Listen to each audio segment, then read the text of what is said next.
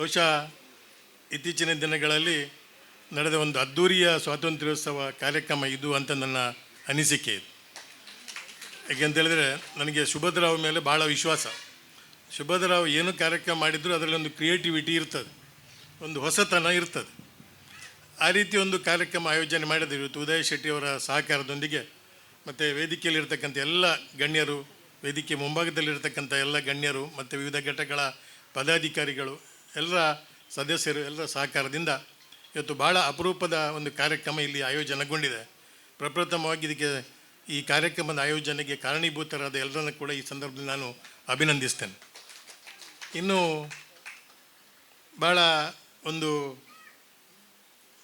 ಭಾಳ ವಿಚಾರಗಳನ್ನು ಸುಭದ್ರ ಅವರು ಹೇಳಿದರು. ಇವತ್ತು ನಮ್ಮ ದೇಶದ ಪರಿಸ್ಥಿತಿ ಏನಂತ ಹೇಳಿದರೆ, ಒಂದು ಕಡೆ ಇವತ್ತು ಅಸಮಾನತೆ, ಜಾತಿ ಪದ್ಧತಿ, ಅಸ್ಪೃಶ್ಯತೆ, ನಿರುದ್ಯೋಗ, ಸಾಮಾಜಿಕ ಹಿಂದುಳಿದುವಿಕೆ ಅಥವಾ ಏನು ಕೋಮು ತಾರತಮ್ಯ ಮತ್ತು ಏನು ನಿರುದ್ಯೋಗದಂಥ ಇಂಥ ಸಮಸ್ಯೆಗಳ ವಿರುದ್ಧ ಹೋರಾಡಿ ಸಮಾಜವನ್ನು ಮುಂದಕ್ಕೆ ಕೊಂಡು ಹೋಗಬೇಕಂತಕ್ಕಂಥ ಕಾಂಗ್ರೆಸ್ ನೇತೃತ್ವದ ಪಕ್ಷಗಳ ಒಂದು ರೀತಿಯ ಹೋರಾಟ.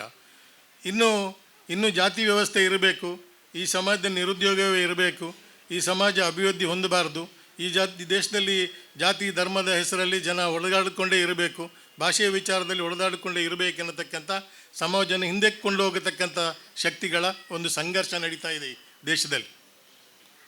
ಇದೊಂದು ರೀತಿಯ ಸಂಘರ್ಷ ಈ ದೇಶದಲ್ಲಿ. ಇವತ್ತು ಸ್ವಾತಂತ್ರ್ಯ ಹೋರಾಟದ ನೆನಪನ್ನು ಮಾಡಿದರೆ, ಈ ದೇಶದ ಭಾಳ ಒಂದು ಸುಮಾರು 250-300 ವರ್ಷಕ್ಕೂ ದೀರ್ಘಕಾಲ ಈ ದೇಶ ಬೇರೆಯವರ ಒಡೆತನದಲ್ಲಿತ್ತು, ಆಳ್ವಿಕೆಯಲ್ಲಿತ್ತು. ಕಾಂಗ್ರೆಸ್ ಪಕ್ಷ ಈ ದೇಶದ ಸ್ವಾತಂತ್ರ್ಯದ ಹೋರಾಟವನ್ನು ನಡೆಸಿ ಆ ನೇತೃತ್ವವನ್ನು ವಹಿಸಿ ಇವತ್ತು ಮಹಾತ್ಮ ಗಾಂಧೀಜಿಯವರು ಇರ್ಬೋದು, ಭಾಳಷ್ಟು ಜನ ರಾಷ್ಟ್ರೀಯ ಮುಖಂಡರುಗಳು ಈ ಹೋರಾಟದಲ್ಲಿ ತಮ್ಮನ್ನು ತೊಡಗಿಸಿಕೊಂಡ ಮೂಲಕ 1947ನೇ ಇಸ್ವಿಯಲ್ಲಿ ಈ ದೇಶ ಸ್ವಾತಂತ್ರ್ಯವನ್ನು ಪಡೆಯಿತು. ಸ್ವಾತಂತ್ರ್ಯ ಪಡೆಯತಕ್ಕಂಥ ಸಂದರ್ಭದಲ್ಲಿ ಈ ದೇಶದಲ್ಲಿ ಸುಮಾರು 12-13% ಕೂಡ ಅಕ್ಷರಾಭ್ಯಾಸದ ಜನ ಇರಲಿಲ್ಲ, ಅಕ್ಷರತೆಯ ಪ್ರಮಾಣ. ಇವತ್ತು ಸುಮಾರು 70% ಅಕ್ಷರಾಭ್ಯಾಸ ಸಾಕ್ಷರತೆಯ ಪ್ರಮಾಣಕ್ಕೆ ಈ ದೇಶ ಬಂದು ನಿಂತಿದೆ. ಸ್ವಾತಂತ್ರ್ಯ ಪಡೆಯುವಾಗ ಸ್ವಲ್ಪ ಸಮಯದ ಹಿಂದೆ BJP ಪ್ರಚಾರ ಭಾರತೀಯ ಅಧ್ಯಕ್ಷರಾಗಿದ್ದಂಥ ಸನ್ಮಾನ್ಯ ಎಂ.ವಿ. ಕಾಮತ್ ಅವರು ತೀರಿ ಹೋದ್ರಿ. ಅವರೊಂದು ಲೇಖನ ಬರೆದರು ಉದಯವಾಣಿಯಲ್ಲಿ, ಅವರು ಮತ ಪಡುವ ಸ್ವಲ್ಪ ಸಮಯದ ಮೊದಲು. ಈ ದೇಶದಲ್ಲಿ ಸ್ವಾತಂತ್ರ್ಯ ಪಡೆಯತಕ್ಕಂಥ ಸಂದರ್ಭದಲ್ಲಿ ಒಂದು ಒಳ್ಳೆಯ ಗುಂಡು ಸೂಜಿ ಕೂಡ ಸಿಗ್ತಾ ಇರಲಿಲ್ಲ, ವಿದೇಶದಿಂದ ಆಮದು ಮಾಡ್ಕೊಳ್ಬೇಕಾಗಿತ್ತು. ಆದರೆ ಈ ದೇಶ ಇವತ್ತು ಇಷ್ಟು ದೊಡ್ಡ ರೀತಿಯ ಅಭಿವೃದ್ಧಿ ಹೊಂದಿದೆ ಅನ್ನತಕ್ಕಂಥದ್ದು ಭಾಳ ಆಶ್ಚರ್ಯದ ವಿಚಾರ ಅಂತ. ಅಲ್ಲಿವರೆಗೆ ಪರಿಸ್ಥಿತಿ ಈ ದೇಶದ್ದಿತ್ತು.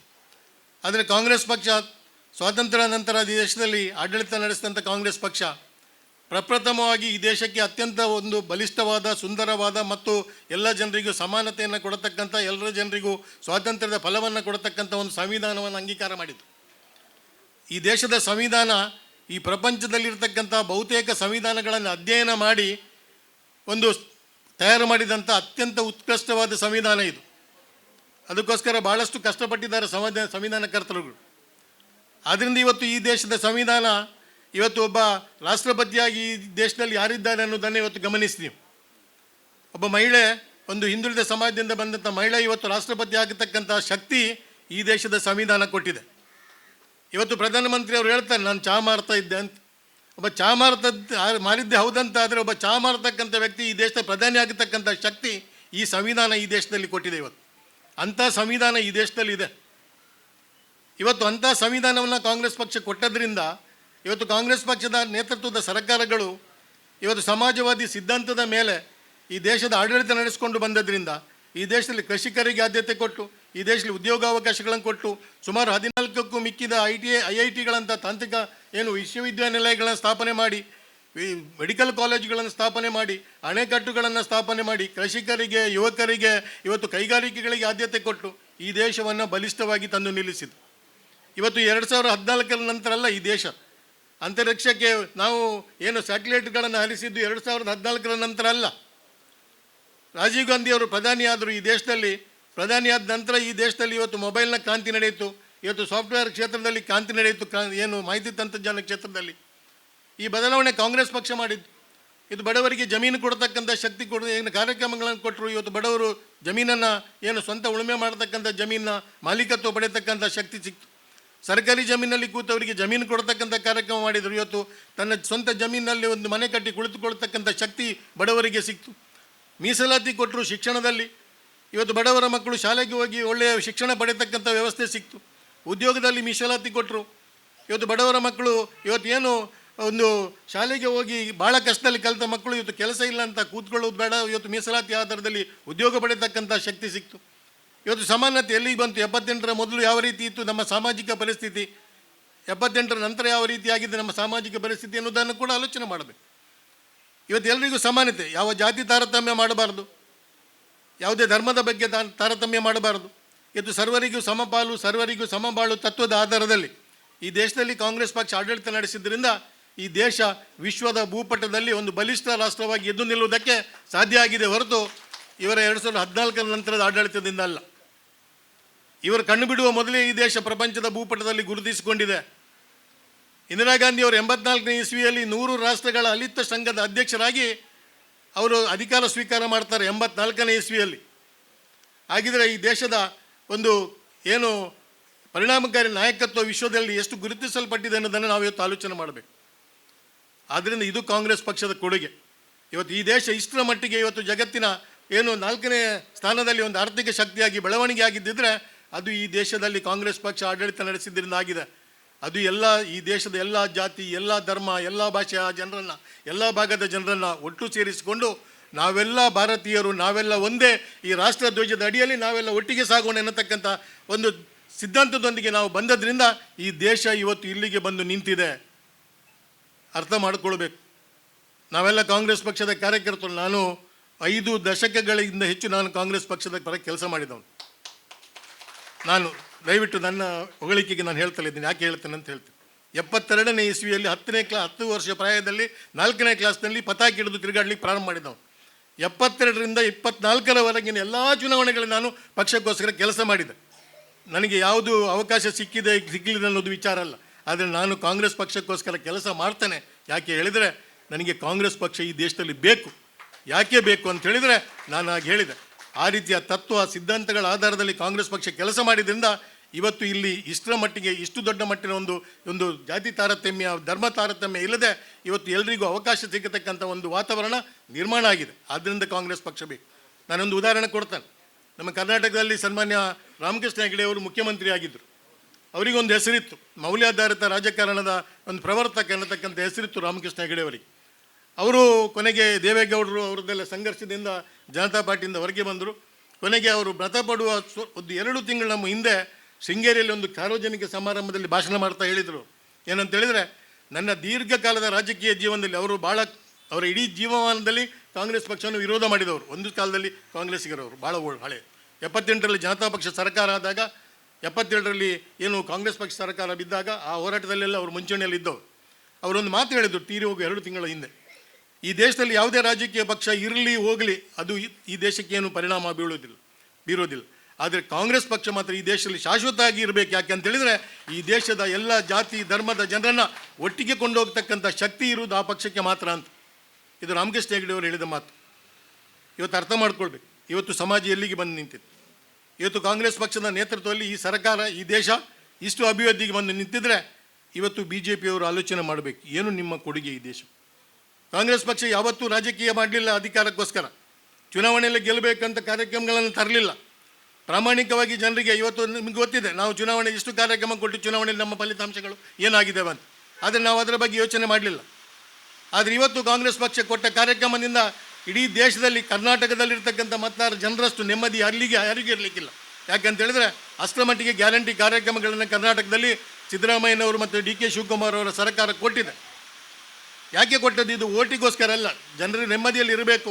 ಒಂದು ಹೊತ್ತು ಹಸಿವಿನಿಂದ ಯಾರೂ ಈ ದೇಶದಲ್ಲಿ ರಾಜ್ಯದಲ್ಲಿ ಇರಬಾರ್ದು. ಬಡವರ ಮಕ್ಕಳಿಗೆ ಶಿಕ್ಷಣ ಕೊಡಬೇಕು, ಶಿಕ್ಷಣ ಕೊಡಲಿಕ್ಕಾಗದಿದ್ದರೆ ಅವರಿಗೆ ನಿರುದ್ಯೋಗ ಭತ್ತೆಯನ್ನಾದರೂ ಕೊಡಬೇಕೆನ್ನತಕ್ಕಂಥ ಕಾರಣ. ಇವತ್ತು ಏನಾಗ್ತಾಯಿದೆ ಈ ದೇಶದಲ್ಲಿ 2014ರ ನಂತರ ಅಧಿಕಾರಕ್ಕೆ ಬರುವುದಕ್ಕೋಸ್ಕರವೇ ಒಂದು ಧಾರ್ಮಿಕ ವಿಚಾರಗಳನ್ನು ದುರುಪಯೋಗಪಡಿಸಿಕೊಂಡ BJP ಅಧಿಕಾರಕ್ಕೆ ಬಂದರು. ಅಧಿಕಾರಕ್ಕೆ ಬಂದ ನಂತರ ಏನು ಒಳ್ಳೆಯದು ಮಾಡಿದರು ಹೇಳಿ? ಇವತ್ತು ವಿಶ್ವದ ಏನು ಅಭಿವೃದ್ಧಿ ಸೂಚ್ಯಂಕಗಳನ್ನು ನೋಡಿ ನೀವು, ಕೈಗಾರಿಕಾ ಅಭಿವೃದ್ಧಿಯಲ್ಲಿ ನೋಡಿದರೆ ನಿಕೃಷ್ಟ ಸ್ಥಾನದಲ್ಲಿದೆ ಭಾರತ. ಇದು ಡಾಲರ್ನ ರೇಟು ಕೇಳಿದರೆ ಅದು ನಿಕೃಷ್ಟ ಸ್ಥಾನದಲ್ಲಿದೆ ಭಾರತ. ಇವತ್ತು ಪತ್ರಿಕಾ ಸ್ವಾತಂತ್ರ್ಯದ ವಿಚಾರಕ್ಕೆ ಹೋದರೆ ಅದರಲ್ಲೂ ನಿಕೃಷ್ಟ ಸ್ಥಾನದಲ್ಲಿದೆ ಭಾರತ. ಇವತ್ತು ಹಸಿವಿನ ಸೂಚ್ಯಂಕಕ್ಕೆ ಹೋದರೆ ಅದರಲ್ಲೂ ನಿಕೃಷ್ಟ ಸ್ಥಾನದಲ್ಲಿದೆ ಭಾರತ. ಏನು ಅಭಿವೃದ್ಧಿ ಮಾಡಿದಿರಿ ನೀವು ಈ ದೇಶದಲ್ಲಿ? ಏನು ಅಭಿವೃದ್ಧಿ ಮಾಡಿದಿರಿ? ಏನೂ ಇಲ್ಲ. ಬರೇ ಜಾತಿ ಧರ್ಮದ ವಿಷಯ. ಈಗ ಸನ್ಮಾನ್ಯ ಸುಭದ್ರ ಅವರು ಹೇಳಿದರು, ಇವತ್ತು ಸನ್ಮಾನ್ಯ ಒಬ್ಬ ರಾಷ್ಟ್ರೀಯ ಕಾಂಗ್ರೆಸ್ ಪಕ್ಷದ ಅಧ್ಯಕ್ಷರು ರಾಜ್ಯಸಭೆಯಲ್ಲಿ ಕಾಂಗ್ರೆಸ್ ಪಕ್ಷದ ಒಬ್ಬ ಮುಖಂಡರು, ವಿರೋಧ ಪಕ್ಷ ನಾಯಕರು ಭಾಷಣ ಮಾಡಿ ಹೋದ ವೇದಿಕೆಯನ್ನು ನೀವು ಶುದ್ಧಗೊಳಿಸ್ತೀರಿ ಅಂತೇಳಿ ಆದರೆ ಈ ದೇಶದಲ್ಲಿ ಯಾರಾದರೂ, ನಾನು BJPಯವರು ಅಂತಲೇ ಹೇಳೋದಿಲ್ಲ, ಯಾರಾದರೂ ಆ ರೀತಿಯ ಒಂದು ಮಾಡಿದ್ರಂತಾದರೆ ಈ ದೇಶದ ಪ್ರಧಾನಮಂತ್ರಿಯ ಪ್ರಥಮ ಜವಾಬ್ದಾರಿ ಏನಾಗಬೇಕಿತ್ತು? ಅದನ್ನು ಖಂಡಿಸಬೇಕಿತ್ತಲ್ಲ. ಆ ಘಟನೆಯನ್ನು ಖಂಡಿಸಬೇಕಿತ್ತಲ್ಲ. ನೀವು ಯಾರು ಖಂಡಿಸಿದಿರಿ? ನೀವು ಯಾಕೆ ನೀವು ಸುಮ್ಮನಿದ್ದೀರಿ? ಹಾಗಿದ್ರೆ ಇಂಥ ಶಕ್ತಿಗಳಿಗೆ ನೀವು ಏನು ಪ್ರಚೋದನೆ ಕೊಡ್ತೀರಾ? ನೀವು ಮೌನವಾಗಿದ್ದು ಯಾಕೆ ನೀವು ಖಂಡಿಸಲಿಲ್ಲ? ಯಾರ ಹೇಳಿಕೆ ಬಂತು? ಯಾರದ್ದು ಹೇಳಿಕೆ ಬರಲಿಲ್ಲ. ಈ ರಾಜ್ಯದಲ್ಲಿ ಏನಾಯಿತು? ಯಾಕಂತ ಹೇಳಿದರೆ ಎಲ್ಲ ಪ್ರತಿಪಕ್ಷಗಳನ್ನು ಇವತ್ತು ಏನು ಒಂದಲ್ಲ ಒಂದು ರೀತಿಯಲ್ಲಿ ಬಗ್ಗು ಬಡಿಯತಕ್ಕಂಥ ಕೆಲಸ ನಿಮ್ಮಿಂದ ಆಗ್ತಾಯಿದೆ. ಇವತ್ತು ದೇಶ ನಿಧಾನವಾಗಿ ಸರ್ವಾಧಿಕಾರದತ್ತ ಹೋಗ್ತಾ ಇದೆ. ಇಂದಿರಾ ಗಾಂಧಿ ಅವ್ರನ್ನ ಸರ್ವಾಧಿಕಾರಿ ಅಂತ ನೀವು ಟೀಕೆ ಮಾಡ್ತಾಯಿದ್ರಿ. ಆದರೆ ಇಂದಿರಾ ಗಾಂಧಿಯವರು ಈ ದೇಶಕ್ಕೆ, ನಾನು ಹೇಳ್ತೇನೆ, ಇಂದಿರಾ ಗಾಂಧಿಯವರು ಎಮರ್ಜೆನ್ಸಿ ಡಿಕ್ಲೇರ್ ಮಾಡಿದ್ರು ಅನ್ನೋ ಕಾರಣಕ್ಕೆ ನೀವು ಹೇಳ್ಬೋದು. ಇಂದಿರಾ ಗಾಂಧಿಯವರ ಎಮರ್ಜೆನ್ಸಿ ಡಿಕ್ಲೇರ್ ಆದಾಗ ಒಬ್ಬರು ಏನು ಲೋಕಸಭೆ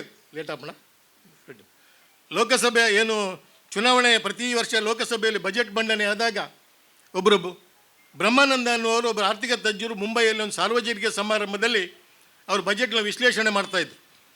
ಅವರು 78ರ ಎಮರ್ಜೆನ್ಸಿ ಏನು ಆಗಿ BJP ಜನತಾ ಪಾರ್ಟಿಯ ಸರ್ಕಾರ ಬಂದ ಸಂದರ್ಭದಲ್ಲಿ ಅವರು ಬಜೆಟ್ ವಿಶ್ಲೇಷಣೆ ಮಾಡ್ತಕ್ಕಂಥ ಸಂದರ್ಭದಲ್ಲಿ ಒಂದು ಮಾತನ್ನು ಹೇಳಿದರು ಮುಂಬೈಯಲ್ಲಿ. ಏನಂತ ಹೇಳಿದರೆ, ಈ ರೀತಿಯ ಎಮರ್ಜೆನ್ಸಿ ಇನ್ನೊಂದು 10 ವರ್ಷ ಇದ್ದಿದ್ದರೆ ಭಾರತ ವಿಶ್ವದಲ್ಲಿ ನಂಬರ್ 1 ಆಗಿಬಿಡ್ತಾ ಇತ್ತು ಅಂತ.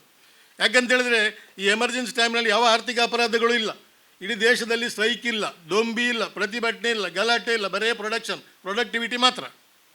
ಆ ರೀತಿ ಯಾಕಂತೇಳಿದರೆ ಇಂದಿರಾ ಗಾಂಧಿಯವರ ಎಮರ್ಜೆನ್ಸಿಯಲ್ಲಿ ಜನರಿಗೆ ಏನು ಉಪಕಾರ ಕೂಡ ಸಾಕಷ್ಟು ಆಗಿದೆ.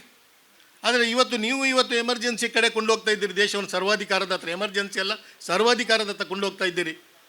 ಇವತ್ತು ಏನು ಪತ್ರಿಕಾ ಸ್ವಾತಂತ್ರ್ಯ ಇಲ್ಲ. ಇವತ್ತು ಏನು ED ಅಂತ CBI ಅಂತ ಏನು ಸಾಂವಿಧಾನಿಕ ಸಂಸ್ಥೆಗಳನ್ನು ದುರ್ಬಳಕೆ ಮಾಡ್ತಾ ಇದ್ದೀರಿ. ಇವತ್ತು ನ್ಯಾಯಾಂಗ ಕೂಡ ಇವತ್ತು ಸ್ವತಂತ್ರವಾಗಿ ಕೆಲಸ ಮಾಡಲಿಕ್ಕೆ ಬಿಡ್ತಾ ಇಲ್ಲ ನೀವು. ಅಲ್ಲಿ ಕೂಡ ನಿಮ್ಮದು ಹಸ್ತಕ್ಷೇಪ ನಡೀತಾ ಇದೆ. ನ್ಯಾಯಾಧೀಶರ ಆಯ್ಕೆ ಸಮಿತಿಯಲ್ಲಿ ಮುಖ್ಯ ನ್ಯಾಯಾಧೀಶರನ್ನು ನೀವು ಹೊರಗಿಡ್ತೀರಿ. ಇವತ್ತು ನ್ಯಾಯಾಧೀಶರ ಆಯ್ಕೆ ಸಮಿತಿ ಏನು ಮುಖ್ಯ ಚುನಾವಣಾಧಿಕಾರಿ ಆಯ್ಕೆ ಸಮಿತಿಯಲ್ಲಿ ಇವತ್ತು ಪ್ರಧಾನಮಂತ್ರಿಗಳು, ಪ್ರತಿಪಕ್ಷ ನಾಯಕರು ಮತ್ತು ಮುಖ್ಯ ನ್ಯಾಯಾಧೀಶರ ಸಮಿತಿ ಇತ್ತು. ಆ ಮುಖ್ಯ ನ್ಯಾಯಾಧೀಶರನ್ನು ತೆಗೆದು ನೀವು ಇವತ್ತೊಬ್ಬ ಮಂತ್ರಿಯನ್ನು ಅದಕ್ಕೆ ಹಾಕತಕ್ಕಂಥ ಕೆಲಸ ಮಾಡಿದ್ದೀರಿ. ನೀವು ಈ ದೇಶದಲ್ಲಿ ಏನು ಮಾಡ್ತಾ ಇದ್ದೀರಿ? ಯಾವ ರೀತಿ ಆಡಳಿತ ಕೊಡ್ತಾ ಇದ್ದೀರಿ? ಮೊನ್ನೆ ಈ ಪ್ರತಿಪಕ್ಷಗಳಂತೂ ಒಂದು ರೀತಿಯಲ್ಲಿ ನಿಮ್ಮ ದಬ್ಬಾಳಿಕೆಯಿಂದ ಸೋತು ಹೋಗಿರ್ಬೋದು. ಆದರೆ ನಿಮ್ಮ ವಿರುದ್ಧ ಮೊನ್ನೆ ಒಂದು ಯುವಶಕ್ತಿ ಎದ್ದು ನಿಂತು ಹೋರಾಟ ಮಾಡಿದರು ನೋಡಿ. ಆ ಯುವಕರು ಏನು ಎಳೆ ವಯಸ್ಸಿನ ಹುಡುಗಿಯರು ಸಾವಿರಾರು ಜನ ಆ ಜಂತರ್ ಮಂತರ್ನಲ್ಲಿ ನಿಮ್ಮ ವಿರುದ್ಧ ಹೋರಾಟ ಮಾಡಿದರು. ನೀವು ಹೇಳ್ತೀರಿ ಏನು ಬೇಟಿ ಬಚಾವೋ ಬೇಟಿ ಪಡಾವೋ ಅಂತ ಹೇಳ್ತಾ ಇದ್ದೀರಿ. ನೀವು ನಿಮ್ಮ ಮಾಯಲ್ಲಿ ಯಾವಾಗಲೂ ಬರ್ತದೆ ಬೇಟಿ ಪಡಾವೋ ಬೇಟಿ ಬಚಾವೋ ಅಂತ. ಮೊನ್ನೆ ಹೋಗಿ ಆ ಮಕ್ಕಳಿಗೆ ಹೋಗಿ ಲಾಠಿ ಬೀಜಾವೋ ಮಾಡಿದ್ರಲ್ಲ ನೀವು, ಆಗ ನಿಮ್ಮದು ಬೇಟಿ ಬಚಾವೋ ಬೇಟಿ ಬಚಾವೋ ಎಲ್ಲಿ ಹೋಗಿತ್ತು? ಆ ಮಕ್ಕಳಿಗೆ ಕೊನೆಗೆ ಅದು ಏಕೆ? ಆ ಸಾವಿರಾರು ಮಕ್ಕಳಿಗೆ ನೀವು ಲಾಠಿ ಏಟು ಕೊಟ್ಟರೆ, ಲಾಠಿ ಏಟು ಕೊಟ್ಟದ್ದು ಯಾಕೆ? ಒಬ್ಬ ಮಂತ್ರಿಯನ್ನು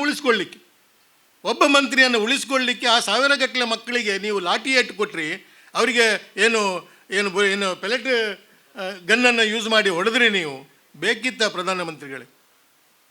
ನೀವು ಏನು ಮಾಡ್ತಾ ಇದ್ದೀರಿ ಈ ದೇಶದಲ್ಲಿ? ಈ ದೇಶಕ್ಕೆ ಏನು ಒಳ್ಳೆ ಕೆಲಸ ಮಾಡಿದಿರಿ? ನಿಮ್ಮ GSTಯಿಂದ, ನಿಮ್ಮ ಈ ಮನಿ ಡಿಮಾನಿಟೇಷನಿಂದ ಈ ದೇಶದ ಆರ್ಥಿಕತೆ ಬರ್ಬರಾಗಿ ಹೋಗಿದೆ. ಈ ದೇಶದಲ್ಲಿ ಯಾವುದೇ ಆರ್ಥಿಕ ರಂಗ ಎದ್ದೇಳ್ತಾ ಇಲ್ಲ. ಇವತ್ತು ಕರ್ನಾಟಕದಲ್ಲಿ ಏನು ಪಾಪದ ಜನರಿಗೆ ಇವತ್ತು ಕಾರ್ಯಕ್ರಮ ಕೊಟ್ಟರೆ, ಗ್ಯಾರಂಟಿ ಯೋಜನೆ ಕೊಟ್ಟರೆ ನೀವು ಟೀಕೆ ಮಾಡ್ತೀರಿ. ಇವತ್ತಿನ ಪತ್ರಿಕೆಗಳಲ್ಲಿ ನೋಡಿ, ಇವತ್ತಿನ ಪತ್ರಿಕೆಗಳಲ್ಲಿ ಕೈಗಾರಿಕಾ ಕ್ಷೇತ್ರದಲ್ಲಿ ಸುಮಾರು 10 ಲಕ್ಷ ಕೋಟಿಯಷ್ಟು ಲೋನ್ ವಹಿವಾರ ಮಾಡ್ತಾರೆ ಇವರು. 10 ಲಕ್ಷ ಕೋಟಿ ಕೈಗಾರಿಕೋದ್ಯೋಗಿ ಮಾಡಿದ ಸಾಲವನ್ನು ರೈಟ್ ಆಫ್ ಮಾಡ್ತಾರೆ ಇವರು. ಇದರಿಂದ ದೇಶಕ್ಕೇನು ತೊಂದರೆ ಆಗೋದಿಲ್ವಾ? ಇದರಿಂದ ದೇಶಕ್ಕೇನು ನಷ್ಟ ಆಗೋದಿಲ್ವಾ? ಬಡವರಿಗೇನು ಕಾರ್ಯಕ್ರಮ ಕೊಟ್ಟರೆ ನೀವು ನಷ್ಟ ಆಗ್ತದೆ ಅಂತ ಬೊಬ್ಬೆ ಹೊಡಿತೀರಿ. ನೀವು ಮತ್ತೆ ಹೋಗಿ ಅದನ್ನೇ ಕಾಪಿ ಮಾಡ್ತೀರಿ ಬೇರೆ ಕಡೆ ಹೋಗಿ. ಏನು ನಿಮ್ಮದು ಆಡಳಿತ? ಈ ದೇಶಕ್ಕೆ ನೀವು ಮಾಡಿದ ಒಳ್ಳೆಯ ಕೆಲಸ ಏನು ಅನ್ನೋದನ್ನು ಆಲೋಚನೆ ಮಾಡಬೇಕು. ಅದರಿಂದ ಇವತ್ತು ಕಾಂಗ್ರೆಸ್ ಪಕ್ಷದ ಕಾರ್ಯಕರ್ತರಿಗೊಂದು ಜವಾಬ್ದಾರಿ ಇದೆ. ನಾವು ಇವತ್ತು ದೊಡ್ಡ ಸಂಖ್ಯೆಯಲ್ಲಿ ಸೇರಿದ್ದೆವು. ಇನ್ನು ಮುಂದಿನ ದಿನಗಳಲ್ಲಿ ಇನ್ನಷ್ಟು ದೊಡ್ಡ ಸಂಖ್ಯೆಯಲ್ಲಿ ನಾವು ಸೇರಬೇಕು. ಯಾಕಂತೇಳಿದರೆ ನನಗೆ ಭಾಳ ಸಂತೋಷ. ಯಾಕಂತೇಳಿದರೆ ಕಾರ್ಕಳದ ಕಾಂಗ್ರೆಸ್ನಲ್ಲಿ ಈಗ ಎಲ್ಲ ಭಾಳ ಹುರುಪಿನಿಂದ ಎಲ್ಲ ಮುಖಂಡರು ಕಾರ್ಯಕರ್ತರು ಎಲ್ಲ ಹುರುಪಿನಿಂದ ಇವತ್ತು ಭಾಗವಹಿಸ್ತಾ ಇದ್ದಾರೆ.